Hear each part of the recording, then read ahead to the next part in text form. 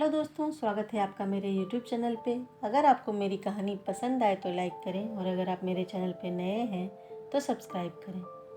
सरिता की आंखों से निरंतर आंसू बहे जा रहे थे। उसे समझ ही नहीं आ रहा था कि आखिर उसकी कोशिश में कहाँ कमी रह जाती है। इतनी कोशिश अगर भगवान को मनाने के लिए करती तो शायद भगवान ही मिल जाते।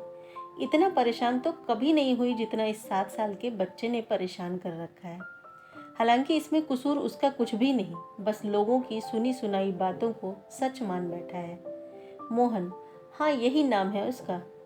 उम्र बस 7 साल। हमेशा अपनी दादी के साथ छोटी सी निक्कर पहनकर घूमता रहता है। हालांकि दादी कभी भी सरिता की बुराई नहीं करती, पर दादी की सखियां हैं जो मोहन को सरिता के खिलाफ भड़काती रहती हैं। अब सरिता कौन? सरिता मोहन के पिता महेश की दूसरी पत्नी है और मोहन महेश की पहली पत्नी का बेटा। 2 साल पहले महेश की पत्नी का बीमारी के चलते देहांत हो गया था। उसके बाद महेश शादी नहीं करना चाहता था। बस जैसे तैसे बड़ी मुश्किल से महेश को शादी के लिए मनाया गया और अभी पिछले महीने ही महेश का विवाह सरिता के साथ हुआ है। जब सरिता का विवाह महेश के साथ हुआ, उस समय जो भी मेहमान घर पर आए, उन लोगों ने मजाक मजाक में सही पर बच्चे के सामने यही बात कही, अरे मोहन, तेरी तो दूसरी माँ आने वाली है, थोड़ा संभल कर रहना। तो कोई कहता, मोहन तेरी तो सौतेली माँ आ रही है, बहुत खराब होती है सौतेली माँ। लोग तो मजाक मजाक में कहकर चले गए, पर उसका असर उस बच्चे पर बहुत ज़्यादा हुआ। जब सरिता शादी होकर घर में आई, तब से मोहन का सरिता के साथ 36 का आंकड़ा चलता है। मोहन सरिता को परेशान करने का एक भी मौका नहीं छोड़ता, जबकि सरिता मोहन को मनाने की पूरी कोशिश करती। सरिता सौतेली माँ जरूर थी, पर उसे मोहन से पूरा लगाव था। बस वह इसी कोशिश में लगी रहती कि मोहन उसे माँ माने, पर मोहन तो उसे माँ तक नहीं बोलता। उसके लिए तो वो सरिता ही है। दादी और महेश कई बार डांटते, पर इसका मोहन पर कोई असर न होता। थोड़ी देर रो धोकर वापस वैसा ही हो जाता और फिर उसकी वही शरारतें शुरू हो जाती। अभी पिछले सप्ताह की ही बात है, घर में मेहमान आए हुए थे जो थोड़े जल्दबाजी में थे। दादी ने सरिता को फटाफट चाय बनाने के लिए कहा।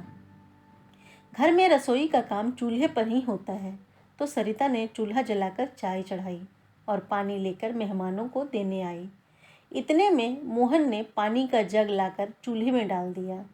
जब तक सरिता रसोई में गई, तब तक चूल्हा बुझ चुका था। अब चूल्हे में पानी भर गया था तो दोबारा चाय बन नहीं पाई। बाहर दादी ने सबके सामने सरिता को फटकार लगा दी। सरिता को डांट पड़ते देखकर मोहन को बड़ा मजा आया। बेचारे मेहमान बिना चाय पिए ही निकल गए। 2 दिन पहले सरिता ने अपने कपड़े छत पर सुखाए और नीचे आकर थोड़ी देर आराम करने लगी। उस दिन ज़्यादा थकी हुई थी तो उसे नींद लग गई। जब नींद खुली तो घर के पीछे से मोहन और उसके दोस्तों की हंसने की आवाज़ आ रही थी। सरिता देखने गई तो देखकर हैरान रह गई। छत पर सुखाई उसकी साड़ी को मोहन अपनी गायों के सींग पर बांधकर खेल रहा था। सरिता को देखकर सारे बच्चे वहां से फरार हो गए। सरिता ने जैसे तैसे अपनी साड़ी गाय के सींग से निकाली तो देखा कि जगह जगह से साड़ी फट चुकी थी। पर सरिता ने इसकी शिकायत ना दादी से की और ना ही महेश से। और आज सरिता ने बड़े मन से सबके लिए खीर पूरी सब्जी बनाई और खाना लगाकर सबको बुलाने के लिए बाहर आई। पर मोहन वहां पर भी पहुंच गया और वहीं पास रखे नमक को लेकर सब्जी में डाल दिया। जब सब खाना खाने बैठे तो सरिता ने कटोरियों में सब्जी निकाली और सबको परोस दी। पहला निवाला मुंह में लेते ही दादी ने निवाला थूक दिया।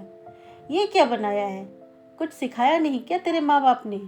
पूरा मुंह खारा कर दिया। क्या हुआ माँ, इस तरह क्यों बोल रही हो? सब्जी चख कर देख, कितना नमक डाला है, खाने लायक तो बनाती। यह सब देखकर मोहन को बड़ा मजा आ रहा था, जो उसके चेहरे से साफ नजर आ रहा था।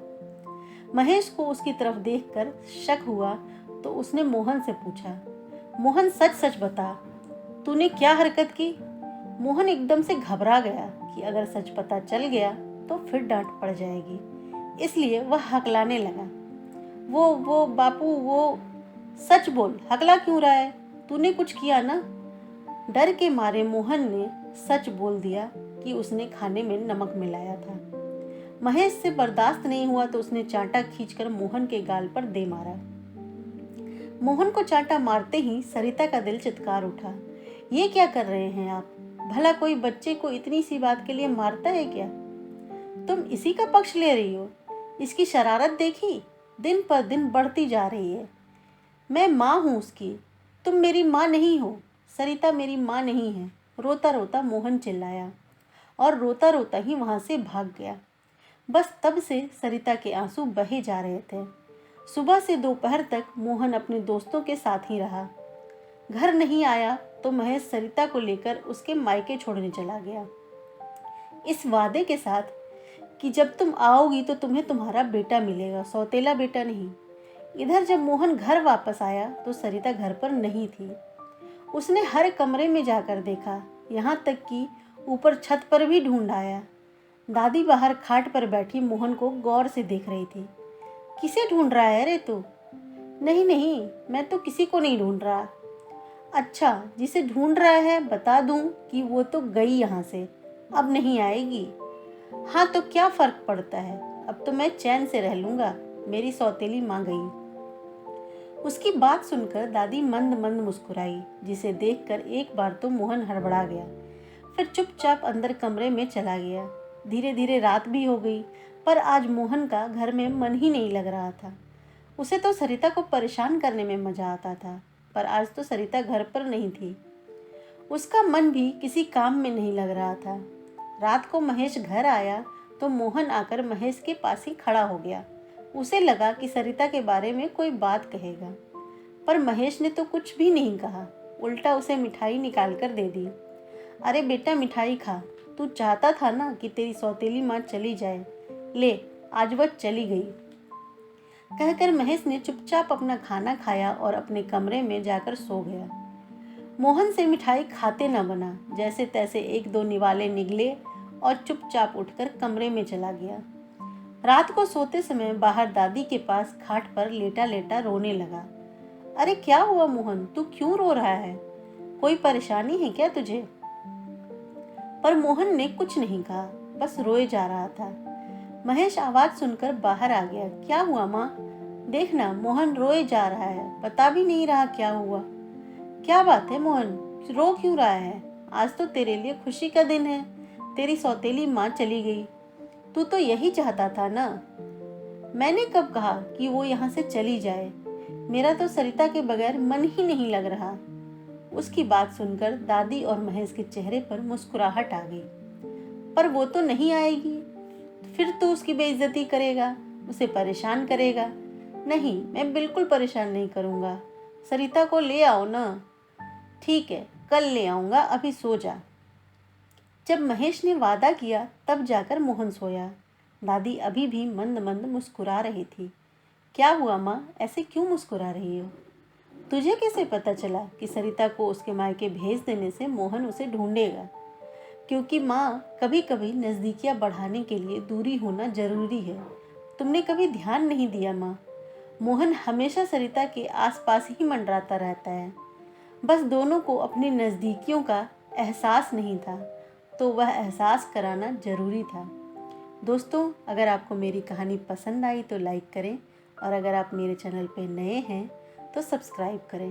धन्यवाद।